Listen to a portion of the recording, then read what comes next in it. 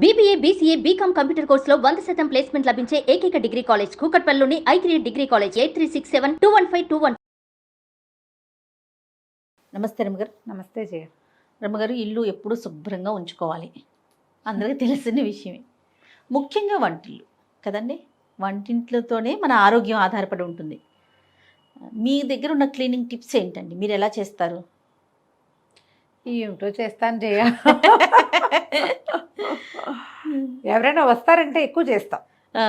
ఎవరైనా ఈ రోజువారీ ఇల్లు ఎప్పుడు వంటిల్లు శుభ్రంగా ఉండాలంటే మనకి భయంకరమైన ఓసిడి ఉండాలి జయ.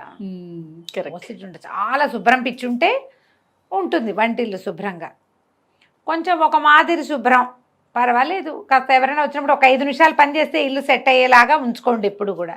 అంతేగాని ఎప్పుడు సినిమాలలోనో లేకపోతే యూట్యూబ్ వీడియోలో మా కిచెన్ టూర్ అంటే బ్యూటిఫుల్ కిచెన్లు చూపిస్తారు కదా, వాళ్ళు మానవ మాత్రల వల్ల అవుతుందా జయ? వాళ్ళు ఇంకా వేరే పని చేయకూడదు. అవును, ఎప్పుడు వంటింటోనే బట్టి డేక్కుంటూ ఉండాలి, అంత దేవద్దు. కానీ కొన్ని ఖచ్చితంగా కొన్ని చేసుకోవాలి. స్టవ్ రోజు తుడుచుకోవాలి. అవును, స్టవ్ కింద, స్టవ్ వెనకాల ఎవ్రీడే తుడుపు. స్టవ్ కడిగేసుకుని ముగ్గేస్తుంటారు చాలామంది.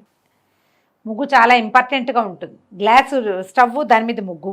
ఆ ముగ్గు ఎప్పుడు ఉండేది? ఇది వరకటి రోజుల్లో మనం ఏం చేసేవాళ్ళం, మట్టిపోయి అలుక్కుని దాని మీద ముగ్గు వేసుకునేవాళ్ళు. ఇప్పుడు గ్యాస్ స్టవ్ మీద కూడా ముగ్గు వేసుకుంటారు పెద్దవాళ్ళు, ఆ పాత అలవాటుతోటి వేసుకుంటారు. మేము ఈ చాయిస్లు ముగ్గులు వేసుకుంటారో వాళ్ళు వేసుకోరు. కానీ ఈ అలుగుడ్డలు ఏవి పెట్టి తుడుస్తామో వాటిని ఎప్పటికప్పుడు మార్చేయండి దయచేసి. అలుగుడ్డల్లోనే ఎక్కువగా బ్యాక్టీరియాలు ఉంటాయి. వాటిని ఉతికేసుకోవటం, ఎప్పటికప్పుడు ఫ్రెష్ శుభ్రమైన క్లాతులు వాడుకోవటం. ఏంటి చుడిదార్లు అవి ఇవి వేసుకుంటారు పిల్లలు, చున్నీలు, పల్చటి కాటన్ పీసులు కట్ చేసి పెట్టుకోవటం, తుడుచుకున్నాక బయటపారేయటం. సేపు అవే గుడ్డలు మురిగ్గా ఉండకూడదు. ఈ మురిగ్గా ఉండే బట్టలు చేతితో పట్టుకున్నప్పుడే మనకి ఎక్కువ ప్రాబ్లమ్స్ వస్తాయి. ఎక్కువ ప్లాస్టిక్ సామాన్లు చేర్చుకోవద్దు. ఇప్పుడు మనకి ఏవో ఒకటి వస్తుంటాయి బయట నుంచి, డబ్బాలు బాగున్నాయని ఉంచకండి. ఉంచుతారు కదా, అవన్నీ మళ్ళీ తోముకుని ముంచుకుంటూ ఉండటం. ప్లాస్టిక్ వస్తువు డబ్బాలలో తిండి సామాగ్రి నిలవబెట్టకండి. పప్పులు ఉప్పులు ఏమైనా పెద్ద ఎత్తున కొనుక్కునేటట్టుంటే ఎప్పటికప్పుడు వాటిని ఎండలో పెట్టుకుని డబ్బాల్లో పోసుకోండి. చిన్న డబ్బాలు చేతికి అందుబాటులో పెట్టుకోండి. ఈ డబ్బాలు తీసేటప్పుడు మనం ఇక్కడ ఏదో వేస్తాం, చెయ్యి పైకి వెళ్తే తడి చెయ్యి తగిలి వాటికి మరకలు పడతాయి. ఒక డే పెట్టుకోవటం, నెలకు ఒక్కసారి మొత్తం డబ్బాలన్నీ తోమించుకోవటం, లేకపోతే ర్యాకులన్నీ శుభ్రంగా తుడుచుకోవటం.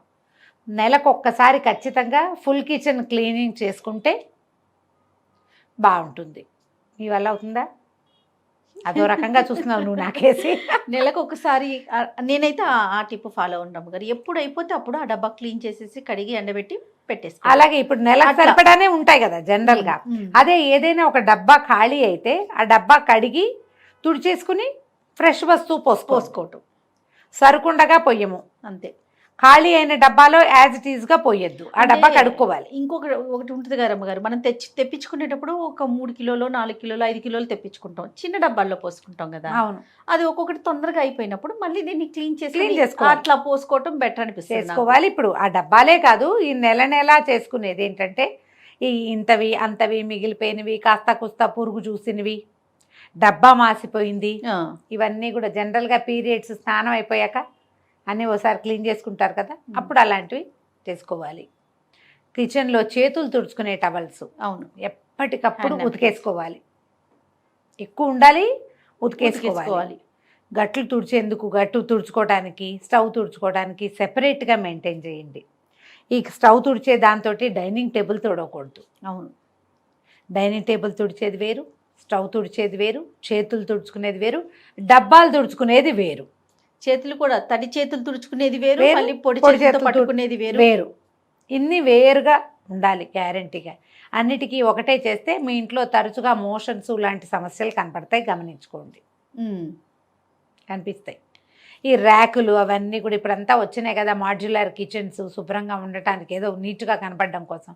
వీటికి కూడా నెలకు ఒకసారి స్ప్రే చేసి తుడుచుకోవటం. కాలిన్ లాంటివి మనం చేసుకోవచ్చు కూడా కొన్ని. ఈ మధ్య మా ఇంట్లో బయో ఎంజైమ్స్ ఎక్కువ చేస్తున్నారు జయ. మా వాళ్ళందరూ అక్కయ్యలంతా బయో ఎంజైమ్ చేస్తున్నారు. నాకు కూడా బోల్డ్ అని నిమ్మకాయలు వచ్చినప్పుడు, చాలా నిమ్మకాయలు వచ్చినాయి ఊరి నుంచి, అప్పుడు నిమ్మతొక్కలతోటి బయో ఎంజైమ్ చేసుకున్న లెమన్ది నేను. ఓకే, ఎలా చేశారండి? ఏం చేశారు? బయో ఎంజైమ్ అంటే ఇవి మనకి ఆ వీడియోలు దొరుకుతాయి, కానీ బోల్డెన్ ఉన్నాయి బయో ఎంజైమ్ అవును. చేసే విధానాలు. అది చెప్తా. 1 లీటర్ నీళ్ళకి 300 గ్రాముల కూర తొక్కులు కానీ, అదే నిమ్మకాయ డిప్పలు కానీ, పళ్ళు కానీ, మనం దేంతో చేయదలుచుకుంటే అవి 300 గ్రామ్స్, ఒక 100 గ్రాములు బెల్లం, ఇవన్నీ ఒక డబ్బాలో వేసి పెట్టుకోవాలి. 300 గ్రామ్స్ నిమ్మ తొక్కులు ఉన్నాయనుకో, నిమ్మ చెక్కలు ఉంటాయి కదా, పిండేసి పెట్టామా, ఆ పిండేసిన చెక్కలు కావాలంటే సన్నగా కూడా కట్ చేసేసుకోండి. అన్ని కట్ చేయకపోయినా ఏం నష్టం లేదు, అలాగే వేసుకోవచ్చు. 100 గ్రాములు బెల్లం వేసి 1 లీటర్ నీళ్ళు పోసి కదలకుండా చీకటిగా ఉండే చోట పెట్టాలి. మొదట రోజు ఆ మూతలు తీస్తుండాలి. అందులో ఎయిర్ ఫామ్ అవుతూ ఉంటుంది, ఏమనాలి దాన్ని, గ్యాసెస్ ఫామ్ అవుతాయి.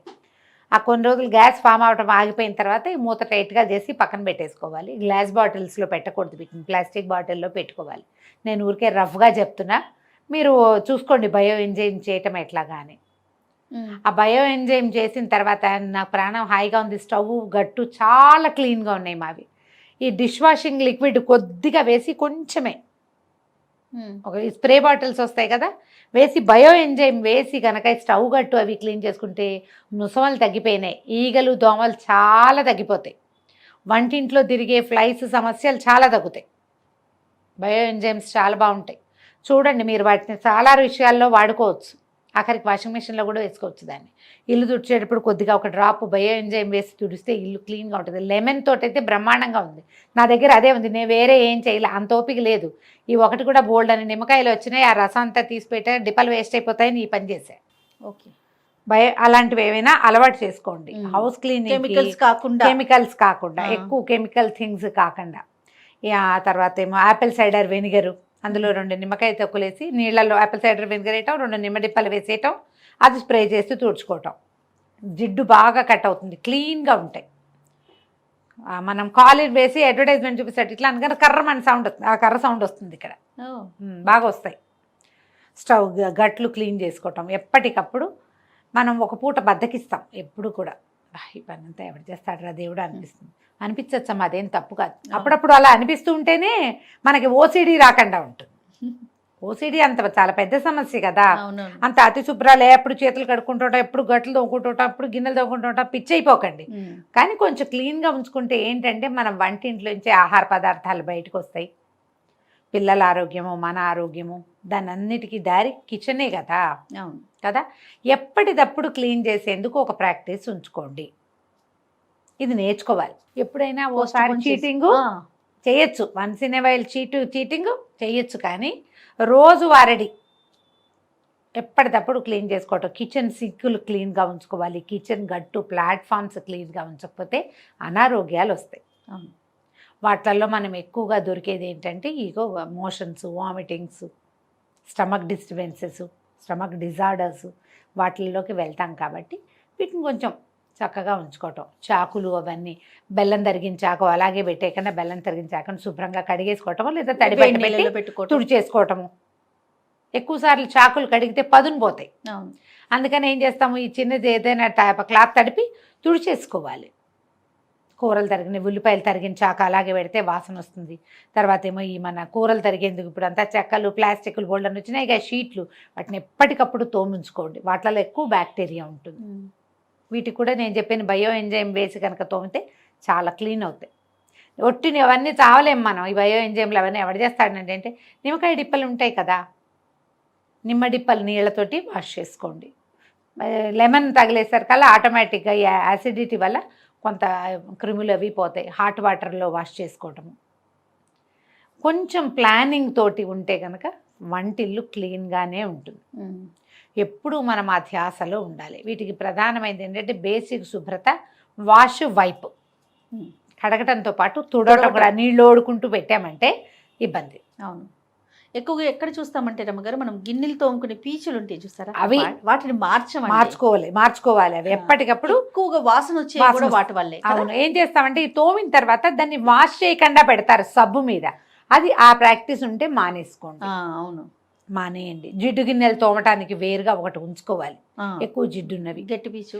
గట్టి పీచు ఉంటాయి కదా, ఇనపీచులు బోల్డన్ ఉన్నాయి రకాలు. ఏదైనా సరే మీరు ఏది క్లీన్గా ఉంచాలో దాన్ని క్లీన్గా ఉంచకపోతే మనకు సమస్యలే వస్తాయి. గిన్నెలు శుభ్రంగా ఉండవు కదా. అవును. ప్లాన్డ్గా చేయండి. ఓసిడికి లోన్ కాకుండానే మనం హెల్తీగా ఉండొచ్చు. బాగా శుభ్రంగా ఉంటేనే హెల్త్ అని పొరపాటును కూడా అనుకోవద్దు. ఆ, శుభ్రంగా అనేదే పాయింట్. బాగా కాదు, తక్కువ కాదు. మీరు బాగా అయినా మీరు పిచ్చి అయిపోతారు, తక్కువైతే అనారోగ్యం పాలవుతారు. మధ్య మీడియోకర్గా క్లీన్గా ఉంచుకోవాలి. ఈ మీడియోకర్ థింగ్స్ చాలా విషయాలు కూడా, బట్టలకు కూడా విపరీతంగా సర్ఫ్ పోసేయటం, అవును. ఈ డిష్ వాషింగ్ లిక్విడ్ పోసేయటం, అతిగా సబ్బు వాడకము, అతిగా డిష్ వాషింగ్ లిక్విడ్స్ వాడడము, వీటితోటి కూడా క్యాన్సర్లు వస్తాయి. అవన్నీ కార్సినోజెనికే, అన్ని కార్సినోజెనికే. ఏవి మనం వాటిలోంచి బయటపడలేము. శుభ్రంగా కడుక్కోవాలి కదా. ఎన్ని నీళ్లు పోస్తే కడుగుతాం? ఇంతంత నురుగులు తెప్పించటం, నురుగు పిచ్చి అవును. కొంతమందికి. అవి తగ్గించుకోండి. అవి ఏమంత మంచి పద్ధతి కాదు. ఏమైనా ఇంట్లో బొద్దింకలు లాంటివి ఉంటే అవి ఆహార పదార్థాలకి మీదకి వచ్చేయకుండా బొద్దింకలకి మందు కొట్టించుకోండి, లేదా మందు పెట్టించుకోండి. 5 ఏళ్ళకోసారి 3 ఏళ్ళకోసారి పెట్టేవి కనపడుతున్నాయి. అలాంటిది ఏదైనా ట్రై చేయండి. తర్వాత పదార్థాలకి మూతలు పెట్టడం ప్రాక్టీస్ చేయండి. మెయిన్ అది. బాటిల్స్కి మూతలు పెట్టడం, డబ్బాకి మూత పెట్టడం, గిన్నెల గిన్నెల మీద మూతలు పెట్టడం, కాగిన పాల మీద ఒక మూత ఉంచటం. కాఫీ కలుపుకున్నాం, మనం ఒక కప్పు తాగాం, ఇంకో అరకప్పు ఉంది, పని మనిషి వస్తున్నాడు, భార్య ఎక్కడ, దాన్ని ఎత్తున ఒక మూత, ఒక గ్లాసులో పోసాం, దాన్ని ఎత్తున మూత. ఇవి ప్రాక్టీస్ ఉంచుకోండి. ఇవన్నీ హెల్తీ టిప్సే. మనకు తెలుసు, ఏం తెలియదు ఇందులో మనకి, ఉంటాము. ఏం తెలీదు, జస్ట్ కొంచెం ఐడియా ఉంటే సరిపోతుంది. మీ వంటిల్తి శుభ్రతే మీ ఆరోగ్యానికి మొదటి మెట్టు. అంతే కదా. అంతే రమ్మగారు. నమస్తే. నమస్తే జయ.